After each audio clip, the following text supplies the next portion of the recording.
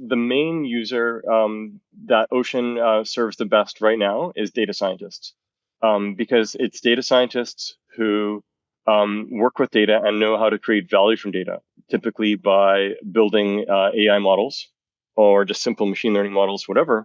And then from that, making predictions. From the predictions, choosing actions, selecting actions, and then executing on those actions, right?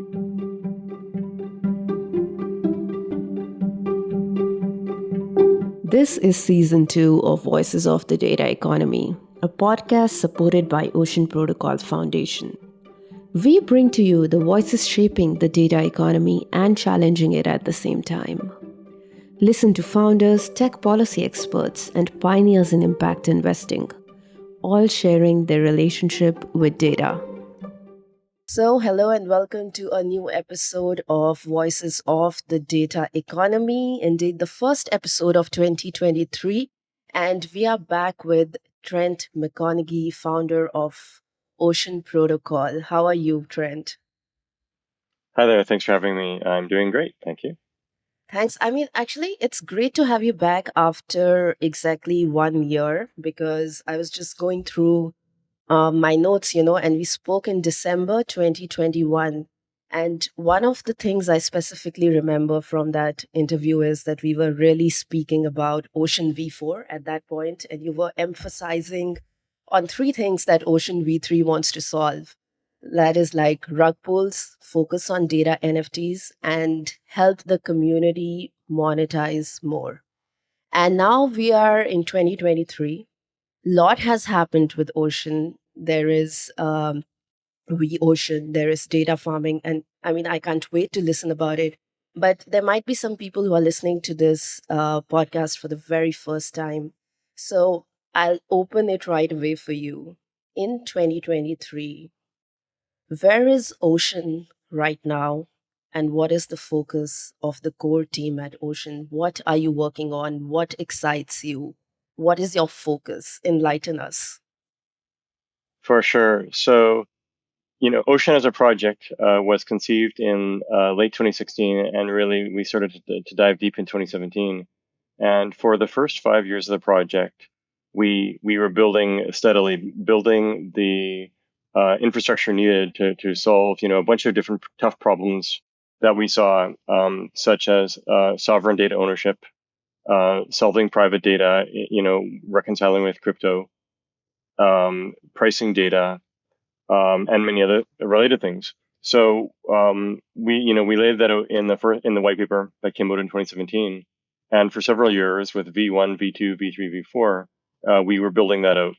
Now we have built all of that out. We're very happy with what we built, and the focus is now doubling down on traction. So we have been, working with various users and customers over the last number of years, engaging. But now that sort of we built everything we set out to build, as including the learnings from our users and customers along the way. Now it's doubling down, saying, okay, we've got this really great infrastructure in place. That took a lot of work, a lot of thinking, a lot of building.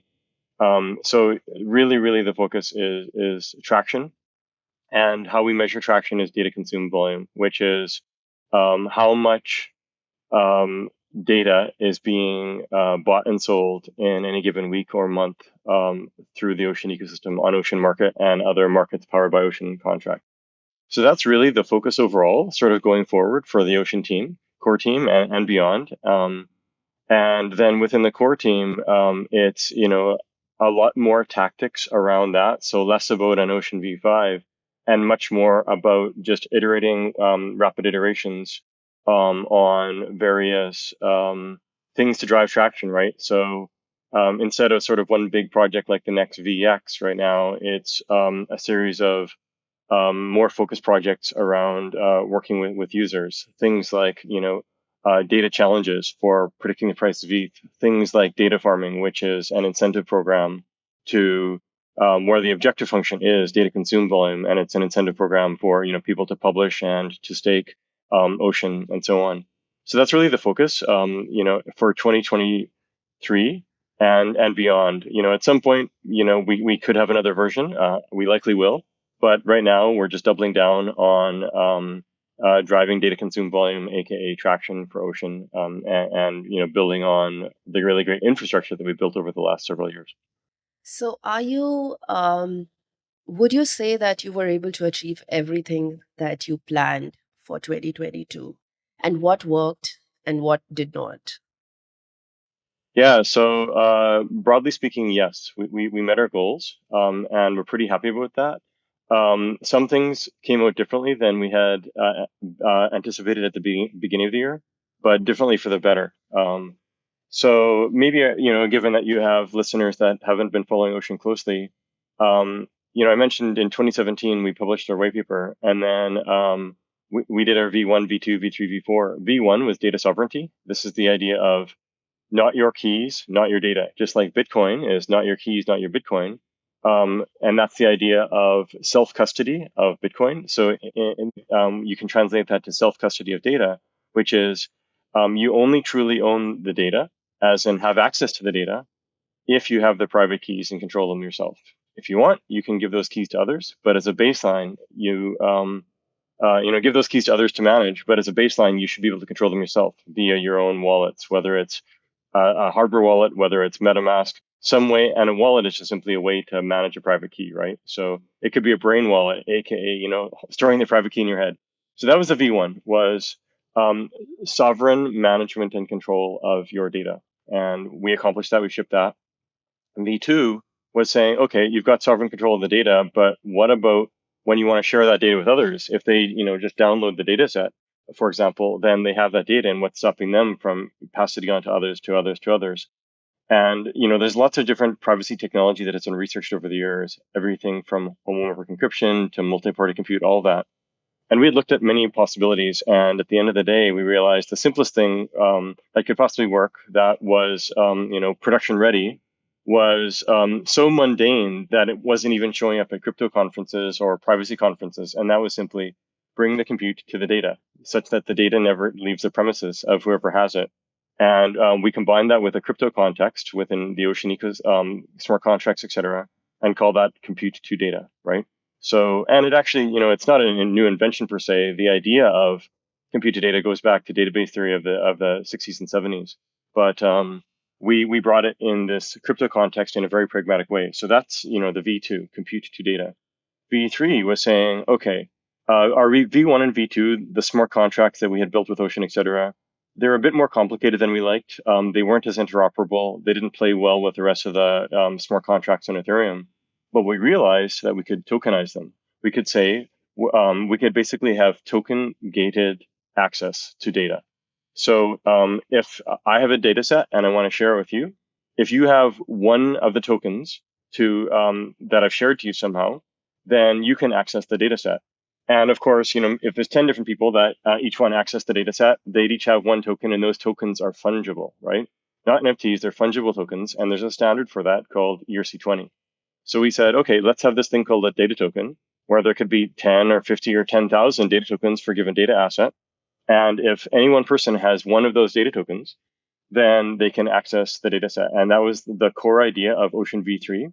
And so a data token is an ERC20 token that if anyone has the data token for that data set, they can access it. And that was the big innovation for V3, and it enabled Ocean to be much more interoperable with the rest of the Ethereum ecosystem and other EVM-based chains. Because now, in your wallet, if you want to manage token access, there's already wallets to not only hold private keys, but to hold ERC20 tokens themselves. So if I have, tokens from 5 different data sets, then it would show up as 5 different assets on my MetaMask or my Trezor or whatever. So that really helped, as well as it meant that these tokens could play well with DeFi. Any DeFi tools that were put out there, for the future, things like AMMs or loans or whatever. And in fact, as a V3, we had it where you could have fixed price pricing, just a fixed price, as well as these automatic pricing with AMMs, automatic market makers. So that was our V3. And then our V4, with V3, that was, we started to get really great traction with V3. A lot of people, adding liquidity to these AMM based token pools and stuff like that. And then we saw that there was a few issues and possible refinements. Three things in specific that we saw, and that's what led to the V4. One thing was we saw that for a given data asset, people might want to have different license terms.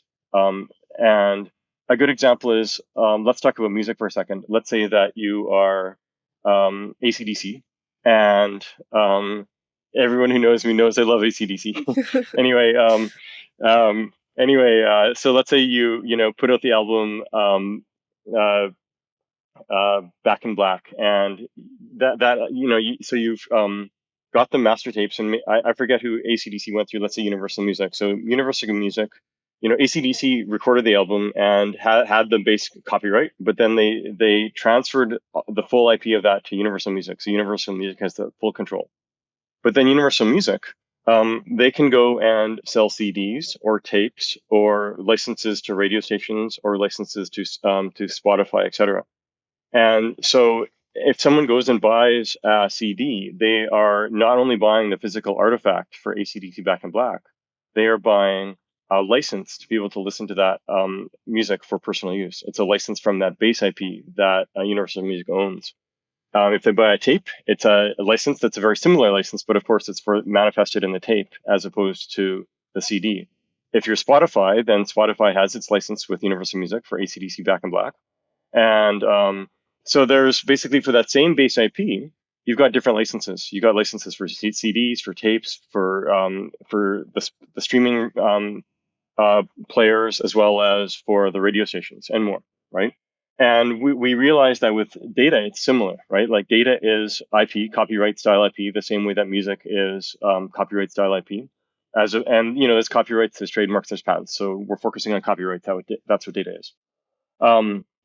So we said, okay, for that base IP, then you need to be able to have different licenses, such as, let's say I have a data set of my DNA, okay? Maybe I want to license it to you for just one day, or maybe I want to license it to you for 1 year. Maybe I want to license it to a DAOs. And when I mean license, it could be, you for your personal use. It could be you where you resell it, different license terms, right? Against that same base IP. So we decided to, in order to do that, we had to say, let's take this starting point of these data tokens and make it where the data token is like a license, and the base IP is an NFT, a non-fungible token. So, and that kind of makes sense, right? So if you go back to ACDC, the base IP, which is basically the copyright rights or the exclusive rights that Universal Music got from ACDC, the band. Um, that would be the non-fungible aspect, right? The master tapes, if you will. And then every different set of license terms is a different license, etc. So that you can map that all directly to crypto. So the base IP is NFTs, and the licenses are different data token contracts. So if you have three different types of license terms, you would have three different data tokens. And data token contracts, or each data token you can have 10 or 1,000, whatever of them minted. So we built that for V4, and that gave a lot of flexibility to various things, where I can now license my DNA data to you for 1 day for personal use, to some corporation for 1 year for reselling, whatever, right? So that was the first thing we did with V4. And by the way, Ocean V4 got shipped in spring of 2022. I think May it was, something like that, give or take. The second thing was to solve rug pulls. An issue we had with the AMMs in V3 was rug pulls, and a rug pull is simply where the publisher, if you publish a data NFT or data token, and then you put it into a pool, you're kind of like the whale because you can mint as many of those data tokens as you want. But then, if other people start staking in that, what's stopping you from minting a whole bunch of tokens into that pool and then sort of taking all the stake? And the liquidity, I should say, it's better labeled than stake. And so we came up with a solution to that called one-sided staking, and I'll get into a bit more details on that. But we were pretty happy with the solution, and we shipped that. The third was better monetization. So in V3, we had some basic monetization. The main one being, of course, that anyone who publishes the asset can get paid whenever people buy it, of course. And then also there was monetization in the pools, whoever was staking in a pool would get a cut. But what about the marketplace where people had initially published the asset? They don't get any monetization unless they are staking and themselves. And same thing with the marketplace wherever the asset was bought or sold, right? The marketplace didn't get a cut directly in V3. So we said, okay, for V4, let's make this a lot more fine-grained. So there's basically the full gamut of monetization options. And this was based on feedback from our users and our customers, et cetera, from V3 and V4. Daimler is a driver of this. Daimler, they have a spin-off called Accentric, where they have now built and shipped a data marketplace based on Ocean technology. It's based on Ocean V4 now, of course. So we iterated with them quite closely, and such that at the end, there are lots of different monetization opportunities for data publishers and beyond. So if you're a marketplace that's just focusing on people publishing, you can get a cut. You get a cut whenever published, as well as later on when that asset is bought or sold, and when the asset is consumed. Similarly, if you are the marketplace where people are buying or selling the asset, you get a cut as well there. And finally, of course, the publisher gets a cut. And one more thing too, within Ocean, there's a component called provider. It's basically you can be your own provider where you're serving up the data set, but if you're willing to, you can also delegate control to someone else, saying, "Hey, you can be a provider on my behalf to serve up that data set, etc." And if someone else is doing it, now they can get a cut of that too. And so basically lots of monetization options. That's quite fine-grained control. And this fits a variety of different use cases, some identified by our collaborations with Daimler, et cetera. So those are the three things that we shipped in V4. To summarize once again, data NFTs in addition to data tokens to map base IP and licenses against the base IP, solving rug pulls on the pools, and finally, better monetization for the community. So those are the things that we shipped in Ocean V4. And maybe I'll pause there to see if you have questions, and then I can talk about, we shipped that then, and then for the last, the rest of the year, also a lot of cool stuff happened. So I can just talk about that a Yes, bit. yes, would love to know. I think another question, while you were talking about Daimler and different use cases and publisher, user, I'm curious about, the user group of Ocean because I've seen that evolve since I've started following the project, for the last 2, 3 Hmm. years. So how do you really see that chart or structure in your mind in terms of, who's using Ocean and who can use Ocean? Yeah, How do you explain that? yeah, yeah. There's a couple different ways to slice and dice it. One of them is by vertical. And then one of it is sort of by job profession or whatever, if you will, right? So by vertical, because it's data, in a sort of theoretical sense, it applies to almost any vertical, right? It can apply to, automotive data, like Daimler is doing. It can apply to personal social media data, or other personal data like health data, et cetera. And there's several projects within Ocean ecosystem that are focusing on personal data, typically via DAOs, because most people don't want to manage their data themselves that much. So you can have sort of collective bargaining around that, where there's 100 or 10,000 or 10 million people together in a DAO. That can be very helpful. And this is projects like DataUnion.app and others. There's also besides that, there's for personal data, another way is sort of an automated DAO, call it, where the data gets automatically aggregated and sold, and that happens via things like federated learning. So automatically taking data across, 100 or 10 million people, and then doing compute on it and supplying the aggregate results, whether it's averages or fancier compute. And there's a project called Felt Token that is building technology, front end apps, et cetera, around that, back end and front end apps as part of the Ocean ecosystem. So besides the personal data, the other type, I guess there's three ways to slice this, right? There's the verticals, the job professions, and sort of going from individual to higher level groups. So I'm going to go talk about the latter first because it's going to be straightforward. So the individuals, personal data, I've talked a bit about. And just think of all the data that you yourself emanate, whether it's social media or location data, stuff on your phone, etc. The next one up, you start to group people into larger and larger groups. So this is um, families, NGOs, small businesses, and then medium-sized businesses, large enterprises, and then country like cities, provinces, countries, and international. Right. So from top to bottom, kind of any of those slices of civilization, if you will, can use ocean in various ways, and I talked about personal for families. It can be sort of like personal, just like you have, LastPass or whatever family sharing. LastPass for better or for worse. You can use Ocean Data NFTs to do that much better, by the way. Um, and then, higher and higher, going up to the level of the nation state. This is where, Germany and Europe kicked off the Gaia X project, and which is about data sharing that to help reclaim data sovereignty for European citizens and for German citizens, French citizens, etc. And within the Gaia X project, we actually have quite deep involvement there in the Gaia X main project, as well as many spokes, whether it's the agricultural data hub, financial data hub, etc. And our main collaborators on that front are the excellent folks at Delta DAO, and they've just been doing excellent work there, working with the Gaia X folks and otherwise. So really good progress on that front as well. And yeah, it goes up and down the different levels, right? Sort of at the city level, for example, one collaboration is actually via Delta DAO. They're collaborating with the Berlin library ecosystem institutions there as an example, right?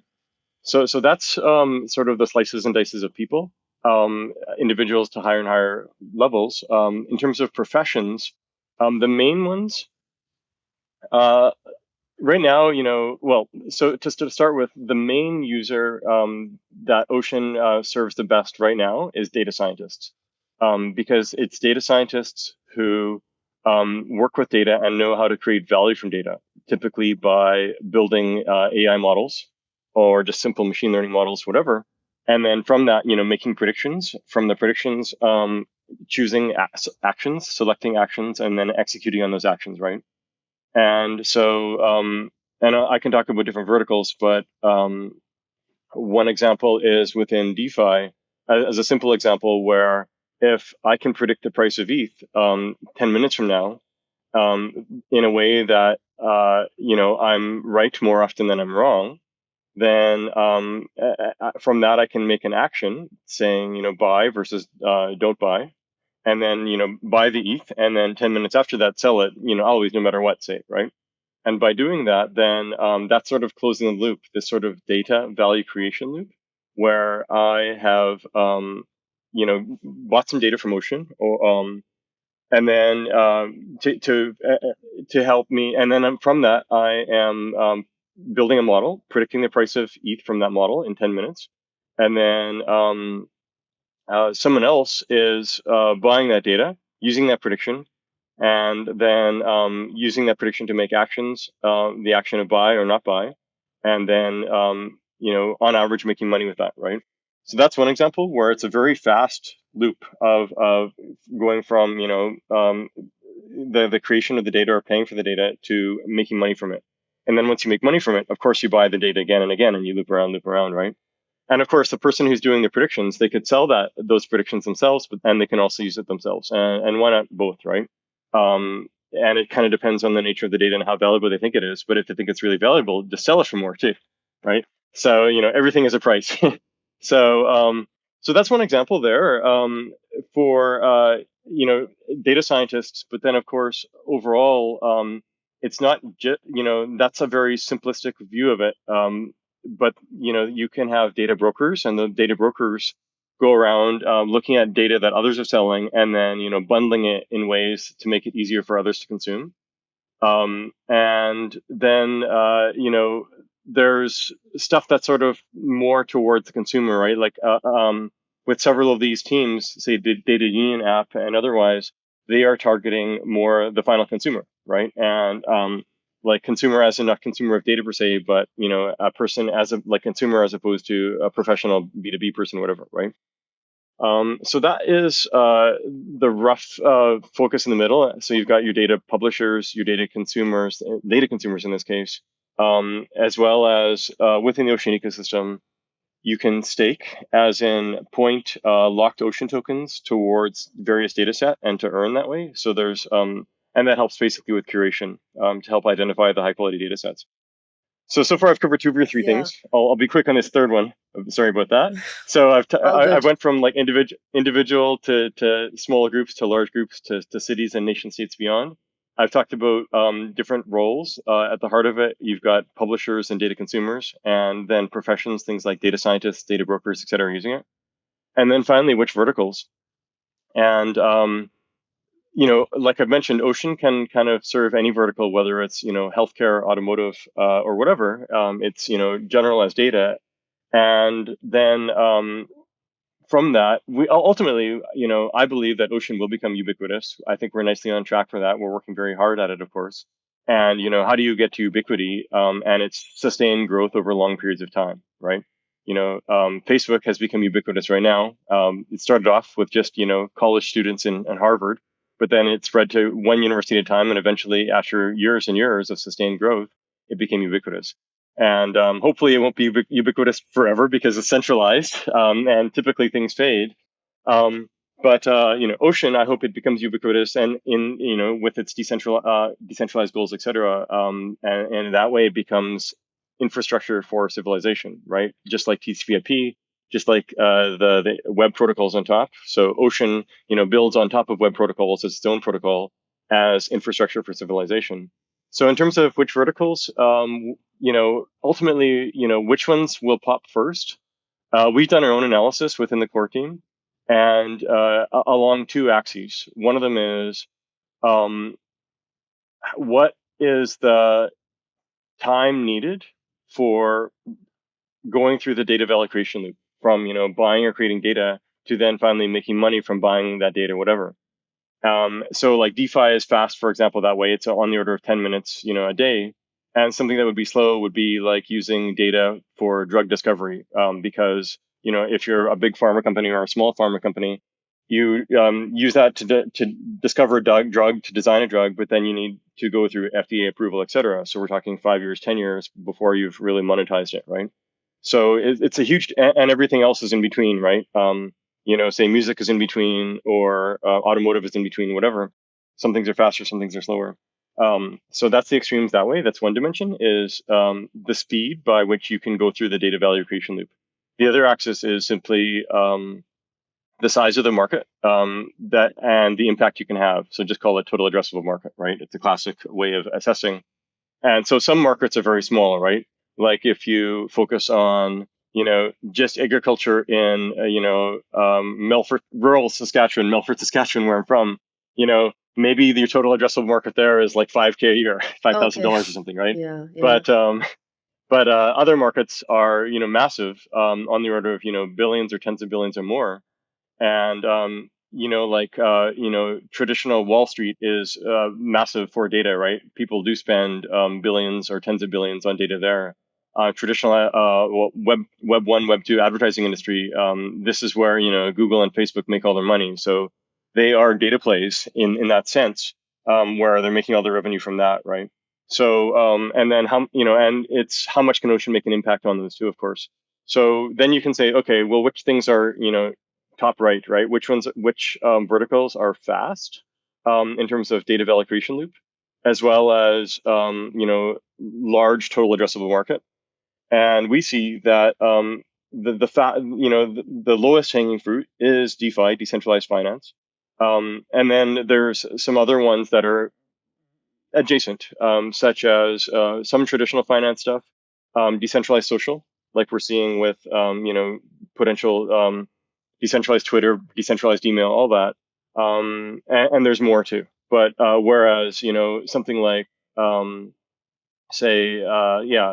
traditional healthcare drug discovery, where it doesn't matter how fast you discover the drug to monetize it, you're talking 10 years.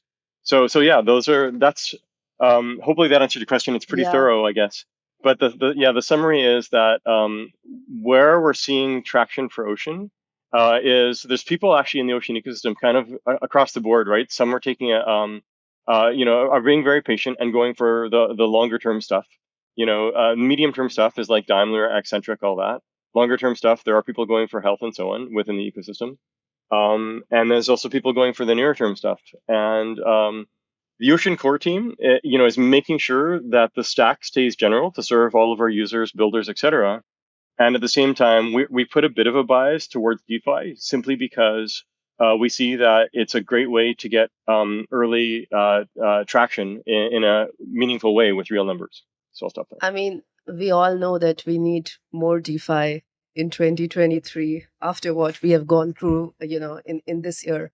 So, actually, I was going to ask you this, but I think you partially, now I understand that how will be what will be your focus. So, like any other blockchain project, most of the time they have this problem of reaching out to their target audience, or say channels or sectors. And especially when it comes to, I feel like there have been data scientists on this podcast before, and they have a lot of questions when it comes to like blockchain, Web3. Okay, how do I use this? But the very fact that they're curious, that's why they come on this podcast. So I think a question is that what is Ocean's approach to actually reach to these potential users who are curious, but maybe not in that area of super confident to use Ocean, So what are you doing? Are you working with your community, with your marketing team, or I don't know, as founders? Like, what are the few Yeah. steps you're taking in that area? Yeah, happy to answer that. And a quick summary is making OceanPy or Python library really easy to use, and then engagement and channels that data scientists would expect. Um, but I'll be more specific, and what I'm going to do is, so far I've covered what we did with Ocean from 2017 until the spring of 2022. I'm going to cover the last half of 2022 as well, and because a lot of that will answer your question implicitly. So when we released Ocean V4, we had solved these three problems, right? Which was the base IP data NFTs, the solved rug pulls, and better monetization for community. Within a month or two, we had, what had happened was it turns out that there was a potential exploit in the pools in the AMMs, and someone came along and was actually draining some of the pools. And of course, that wasn't very healthy for Of course, anyone. yeah. And I see that I look back, it would have been greater to even verify that technology better. But then we realized, we're spending so much time on these pools and iterating there. And at the same time, we have it where we had just actually, I'm going to rewind. We released V4. Before those attacks happened, we actually also launched data farming. And data farming was something that we had been dreaming of for years. In fact, the original Ocean white paper covered that in a slightly different form, where at the heart of it, it's an incentives to publish and stake, and ultimately to drive data consume volume. Just like Bitcoin, it has a core incentive. It will reward you if you add to the security of the Bitcoin network, and it measures security of the Bitcoin network as how much compute power you're putting into it. And so that's sort of, so Bitcoin rewards you. Every 10 minutes you get rewarded. You can expect a reward that's pro rata, what percentage of compute you're giving to the Bitcoin network. Okay, so with Ocean, we wanted to reward you pro rata, basically to how much you're contributing to data consume volume. And consume is really much better than just publish, because it's then about measuring. It's about closing the data value creation loop, right? It's not just publishing, but it's also people buying the data and consuming it. So we wanted to measure that. And so data farming, we released that in early summer as an incentive program where you get, if you, you get rewarded based on data consume volume. And it's not just that, it's also based on stake. And that's sort of your way of getting involved in a sense. So with data farming, you would initially, when we launched it, it was how much liquidity you would have in a given data token pool, and then what is the volume, the data consumed volume of that data asset for that data token pool. And that was, pretty cool. We were pretty happy with it as a first cut. Then this pool, but there was one complaint that people had, in which was they would add liquidity to one of these pools, but then, pools can have impermanent loss. We'd solved the rug pull problem, but they could still have impermanent loss. And so people, and we saw, okay, well, this is just a fact of life of pools like AMMs, automated market makers. But of course, a lot of people just wanted to, have some way to lock ocean. They didn't mind curating in some way, and then to get a yield on that. And and we also saw that we would love to support more than just the automated pricing, the AMMs. We also would love to have data farming for free assets and for fixed price assets. So those were a couple problems that we had identified that we wanted to solve.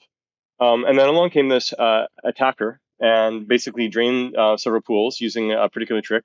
Within, I think, half a day, we had found a way to basically white hat attack back Mm-hmm. and stop the attacker, which was, Wow.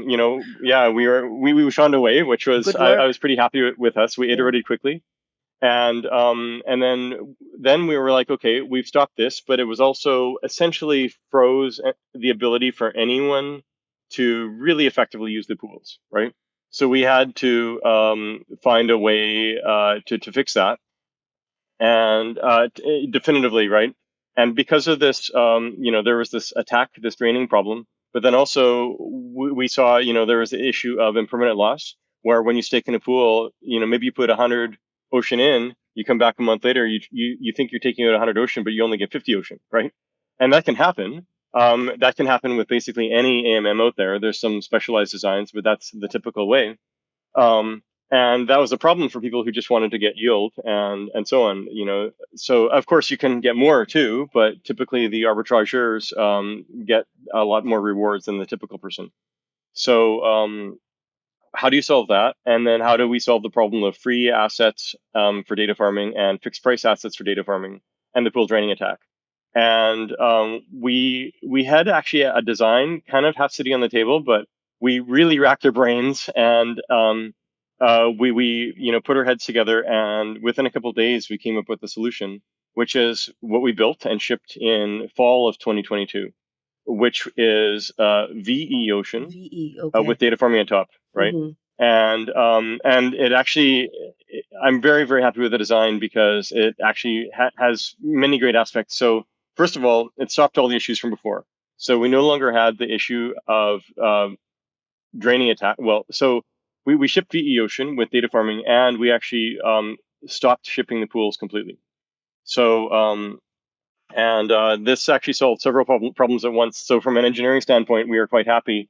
And I'll describe. So first of all, what is VE Ocean? Yes. Um, let's rewind a couple of years.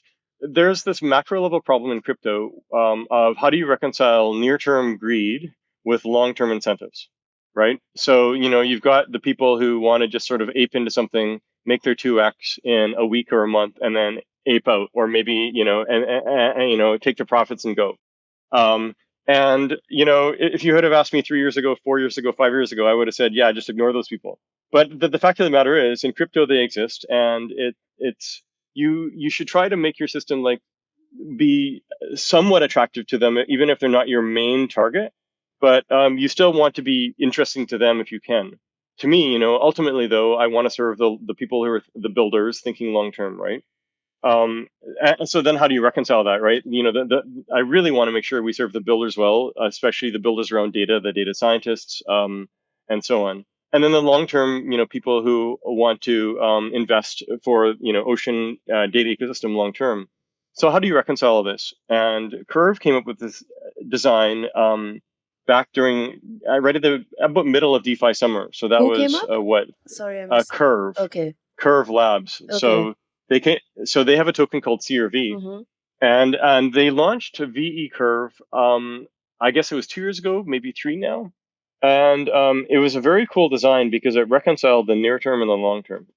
And how it worked is the following: um, you can take your CRV and lock it. And if you lock it for 4 years, if you lock one CRV token for 4 years, then you get one VE CRV token. At the end of 4 years, your original CRV token gets unlocked, but you can't move it in the meantime. So, and it's like, well, why would you do that? And the answer is you get yield. So, and you get basically rewards from the Curve ecosystem, from revenue of the protocol, etc., as a function of how much VE curve you hold. So if you have taken one curve and locked it for 4 years, you get one VE curve. Great, and then you're going to be getting rewards from that, and it can be, the yield per year, depending, it can be 2%, 5%, 10%, or more even, right? 20% or more. APY, as is often said in crypto. So that, people are incentivized to do that. Now it turns out though that if you imagine, if you lock instead of 4 years, you lock for 2 years. Well, if you do that, then you only get half of a VE curve, and then your yield is half as well. If you lock for 1 year instead of 4 years, you only get a quarter of the yield. So you are incentivized, if you really, really want to max out your yield to get, say, 20%, then you have to lock for 4 years. If you lock for 2 years, you get half of that, say 10%. If you lock for 1 year, you get a quarter, so 5%. Smart. So yeah, it's very cool, right? Hmm.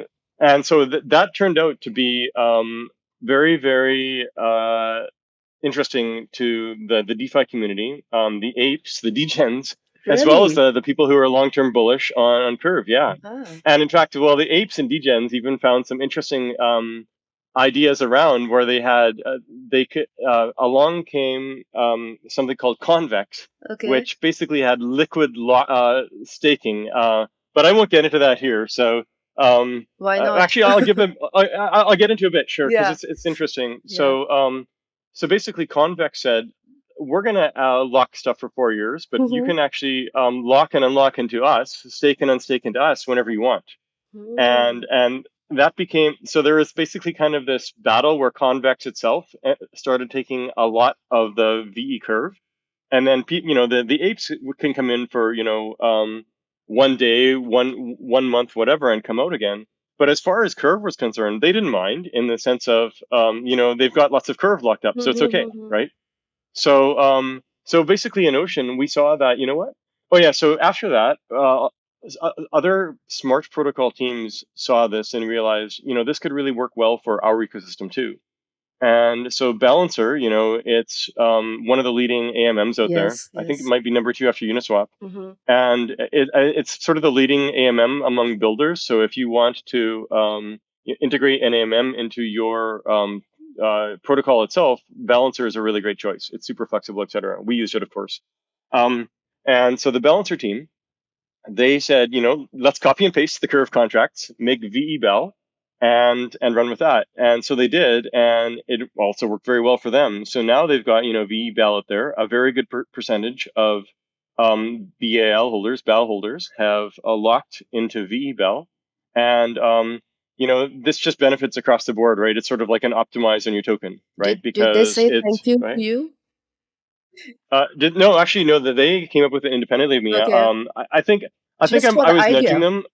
Yeah. No, well, I mean, lots of people were looking at it, and I've actually been an advisor to Balancer since its founding, so I'm fairly close to that team. And but this was independent of me, I believe. But of course, I'm following closely and iterating closely, and Yeah. I saw the success of it there.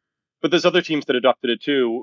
So the New Order team, these are the guys that released the H2O token, which is a stablecoin backed solely by Ocean Token, and that came out right at the beginning of this year, if I recall.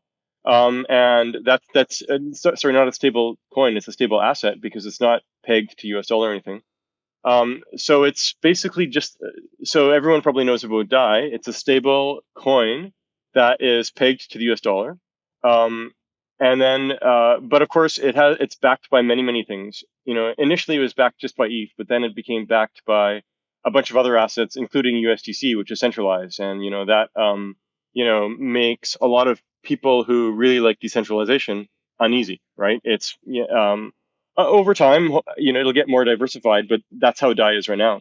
So along came Rye, which basically said, let's be like the initial vision of DAI, where it's backed only by ETH, one asset that's decentralized. as well as remove governance, make it as automated as possible. So instead of having people voting on different tokens and voting on different interest rates, etc., just don't have voting on tokens, have one token, and replace the voting on interest rate with simply a very simple system,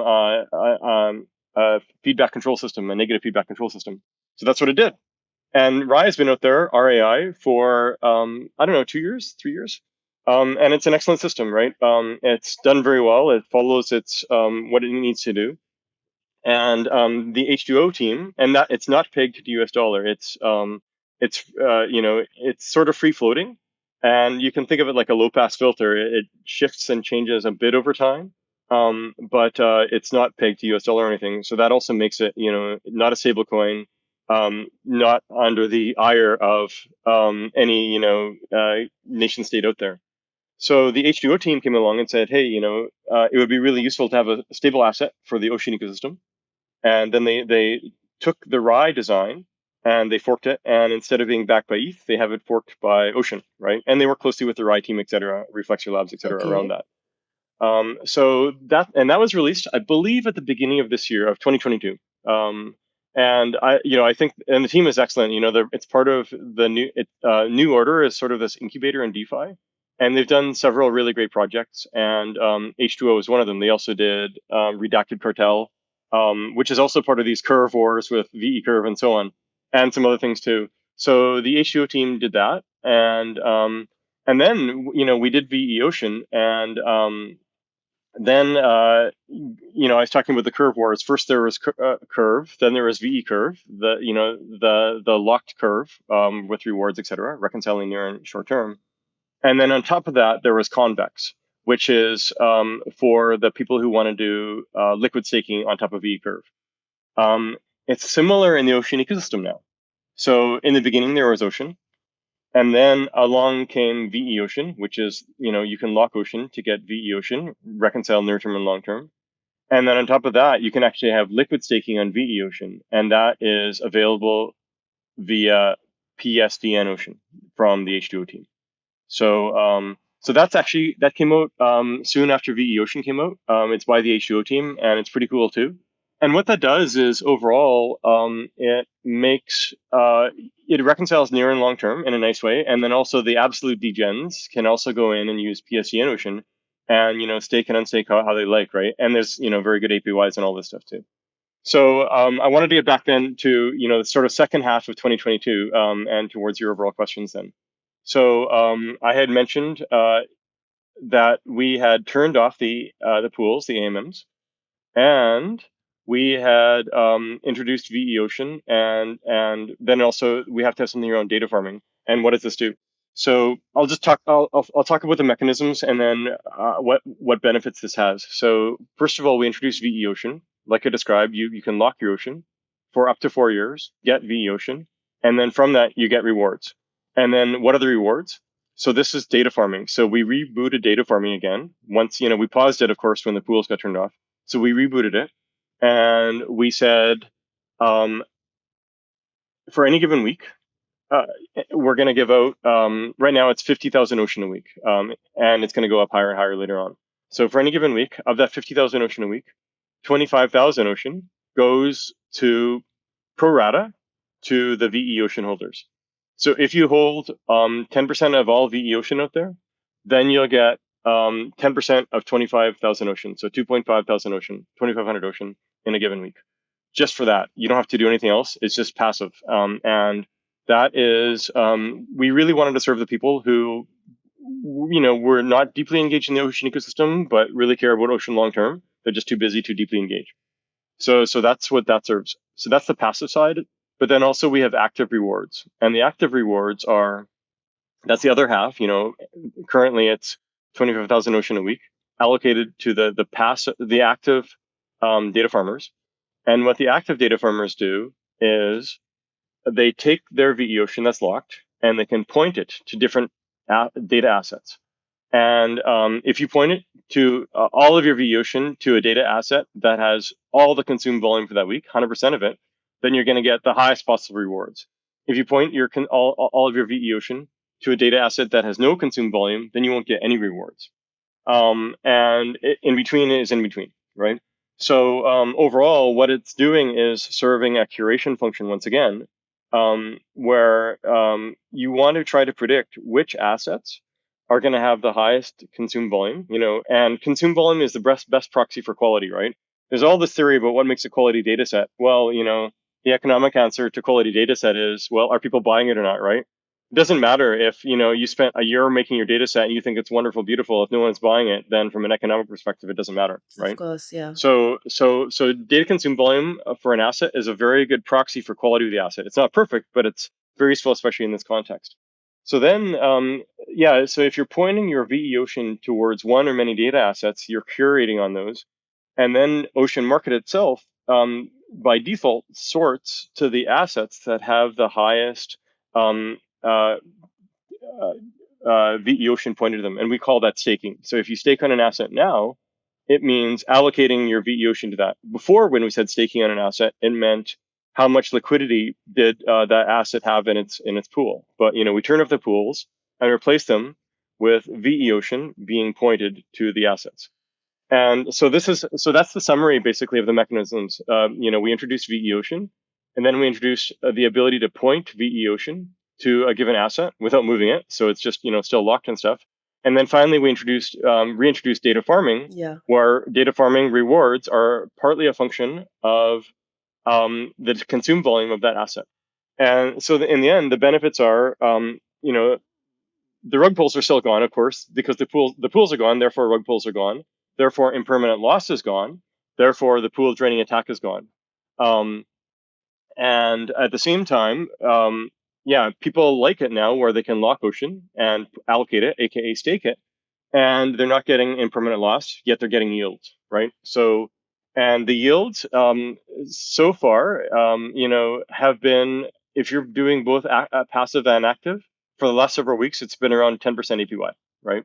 Um, and that's based on how much Ocean has been locked into V Ocean, and if you're doing active rewards and stuff. And over time, right now, it's just 50,000 Ocean being allocated, leading to that APY. As more Ocean gets locked, more will be allocated. And we've budgeted actually more, I think it's about 40% of total Ocean supply. Um, so that's something like on the order of, let's see here, about 600 million Ocean tokens or so, 500 million, 600 That's million a lot, Ocean yeah. tokens. Yeah, and this is over many years. So, but we see this as really data farming is sort of mimicking Bitcoin or ETH with all these, right? Driving behavior via token-based incentives towards the fundamental value proposition. In Bitcoin, it's about security. In Ethereum, it's about security, but also some related things. And in Ocean, it's about data consume volume. So we basically, we're now really aggressively leveraging token mechanics to drive this. And it has been actually. So maybe that the punchline here is that as of a week ago, we had 200,000 US dollars worth of data consumed volume in just 1 week, right? So you multiply that out by 50 weeks, and you've got a run rate of more than $10 million, right? Which we're pretty happy about, right? Uh, and so that's you can view that as the run rate for sales and Ocean Market, if you will, of $10 million a year at the current value. Now it's been growing a lot actually. So I think last week it was 200K. The week before was I think maybe 150 or 100K. So, and it's going to keep growing as the data farming incentives, as we keep doubling down on those. And like I said, we've got a big budget around that. Now, ultimately, people will ask, okay, well, you're dispensing tokens, but what happens then? Um, Ultimately, the data farming is set up for several years, but it's the first 4 or 5 years where the majority of tokens get dispensed, and after that, it fades away. But by that time, there will be this will lead to a huge number of assets in the Ocean ecosystem with high data consume volume, right? Because we only ramp up data consume volume we only ramp up the tokens being dispensed as data consume volume goes up.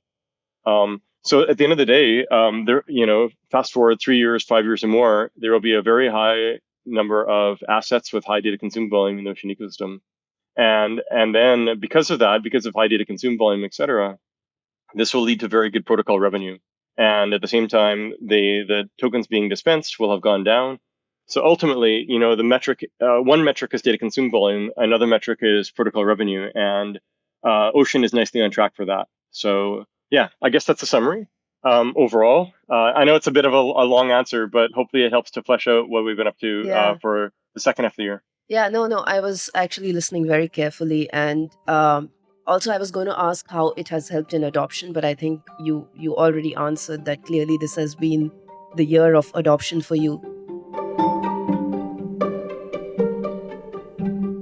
Thank you for listening for this first part of interview with Trent McConaghy. We'll be back with the second part in around about 2 weeks, where we will talk more about Ocean, its 2023 plans, industry dynamics in general, and the future of AI.